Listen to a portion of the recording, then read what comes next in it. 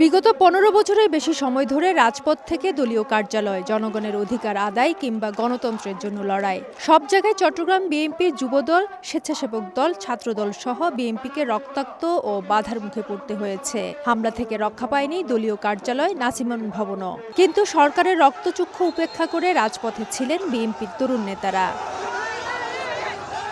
জুলাই আগস্টের গণ অভ্যুত্থানেও সামনের সারিতে লড়াই করেছে বিএনপির সহযোগী সংগঠনের তরুণ নেতারা। কোটা আন্দোলনের এক দফাকে স্বৈরাচার সরকার পতন আন্দোলনে নিয়ে যাওয়া জুলাই শহীদদের মধ্যে প্রথম দিকের শহীদ ওয়াসিম ছিলেন চট্টগ্রাম ছাত্রদল নেতা।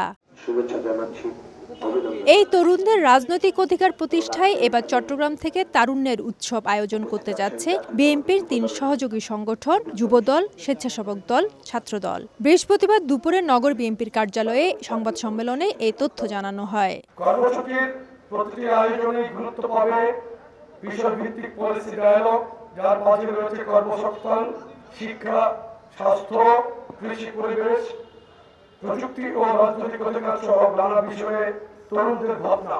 2 দিনের কর্মসূচির প্রথম দিন শুক্রবার অনুষ্ঠিত হবে কর্মসংস্থান ও বহুমাত্রিক শিল্পায়ন নিয়ে তারুণ্যের ভাবনা শীর্ষক কর্মশালা। অতিথি হিসাবে থাকবেন বিএনপি স্থায়ী কমিটির সদস্য আমির খসরু মাহমুদ চৌধুরী সহ দেশের নামকরা বিশ্ববিদ্যালয়ের শিক্ষক ও বিশিষ্টজনরা। পরদিন শনিবার নগরীর ঐতিহাসিক পোলো গ্রাউন্ড মাঠে তারুণ্যের উৎসব তথা তরুণদের মহাসমাবেশ অনুষ্ঠিত হবে। এতে চট্টগ্রাম বিভাগের 11 জেলা থেকে 5 লাখ তরুণ অংশ নেবে। সমাবেশে প্রধান অতিথি হিসাবে থাকবেন দলের মহাসচিব মির্জা ফখরুল ইসলাম আলমগীর। তরুণ সমাজকে মেসেজ দিতে চাই যে এই মেসেজটার মধ্য দিয়ে আগামীর মানবিক বাংলাদেশ, আপনার আমার অধিকারের বাংলাদেশ, সাম্যিক বাংলাদেশ, যে বাংলাদেশের মধ্য দিয়ে আমরা যে স্বপ্ন 71 সালে দেখেছিলাম। বিভিন্নভাবে আমরা আমাদের রাজনৈতিক চর্চাটা করে থাকি। তারই অংশ হিসাবে আমরা 9 তারিখে আগামীকাল আমরা এখানে একটা সেমিনারের আয়োজন করেছি। এখন সময় এসেছে, যেহেতু পরিবর্তিত পরিস্থিতি, সেখানে তরুণরা দেশ গঠনে তারা কী ধরনের ভূমিকা রাখতে পারবে বা আমাদের দল আসলে তরুণদের জন্য কী চিন্তা ভাবনা করছে, একটি পারস্পরিক আলাপ আলোচনা হবে। সমস্ত নাগরিক অধিকার থেকে তরুণরা বঞ্চিত ছিল। এই তাদের সমস্ত দাবিকে এবং তাদের চিন্তাকে, তাদের ভাবনাকে আমরা সম্মিলিত করে রাষ্ট্রের কাছে এই দাবিটা পৌঁছে দেব। আমরা এই তরুণদের একত্রিত করে আমরা একটা বার্তা দিতে চাই, সবার গণতান্ত্রিক অধিকার, রাজনৈতিক অধিকার, ভোটের অধিকার, সামাজিক ন্যায় বিচার সব যেন প্রতিষ্ঠিত হয়, আমরা সেটা আশাবাদ করব। তরুণদের রাজনৈতিক অধিকার প্রতিষ্ঠার সঙ্গে রাষ্ট্র পরিচালনায় তরুণদের ভাবনা যুক্ত করতে এই ধরনের আয়োজন বলে জানান নেতারা।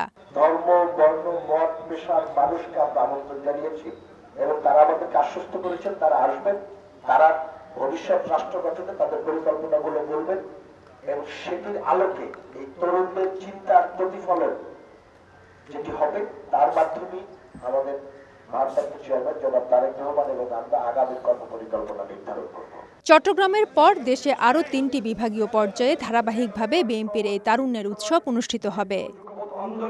ফেরদৌস লিপি, সময় সংবাদ, চট্টগ্রাম।